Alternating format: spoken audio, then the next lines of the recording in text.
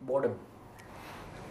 So it was basically a question of, you feel like what's left to do in life, really. And I believe that entrepreneurship is the last sort of it's actually, there are 3 or 4 different categories. There's entrepreneurship in business, there's live musicians in music, and clearly there's sports, where you have individual sports people, whether it's Gavaskar or Tendulkar or Tiger Woods. At that level, that's when you're really testing yourself as a performer. Okay? I believe that's when people are performing, because you're performing live. For example, a film actor to me is not a performer, because it is staged. You can, create a mess, you can create a mistake, okay, the director says take, second take, say third take, fourth take, so it's all rubbish. So they are second order as far as I am concerned. First order are the people who perform live. That is the pinnacle of testing an individual's capabilities. Right? So I wanted to really test myself. The second thing is I wanted to go out on the limb and take some risks that, and see whether I could do it or not. And the third thing is I just felt this was going to be a large space and it was exciting. It has huge innovative potential.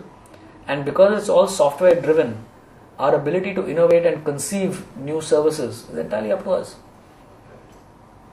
Your imagination is the limit. Imagination is the limit. It's when you talk to customers and all the rest of it, I've seen this. The one thing that first attracts them, and I tell our teams this all the time, is thought leadership. And thought leadership comes from creativity in ideation. If you can think of an idea, okay, and say that in front of a customer, either you go in there with a planned basis or in real time think on your feet and come up with that idea, the customer walks away saying, these guys think harder and smarter than anybody else. And then you have got them.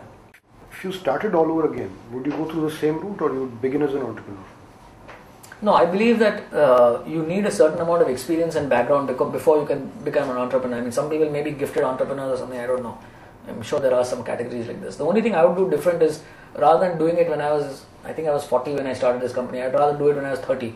So you end up with more energy and all the rest of the stuff. But I would say that people should go out and work for at least 5 to 10 years, I would say, because it gives you valuable experience. Otherwise you end up making mistakes. And the problem with entrepreneurship is when you make mistakes, you're making mistakes with other people's money, which I think is, whatever you do with your own money is one thing. When you've got other people's money, you be extra careful, you be 10 times as cautious and careful and don't abuse it.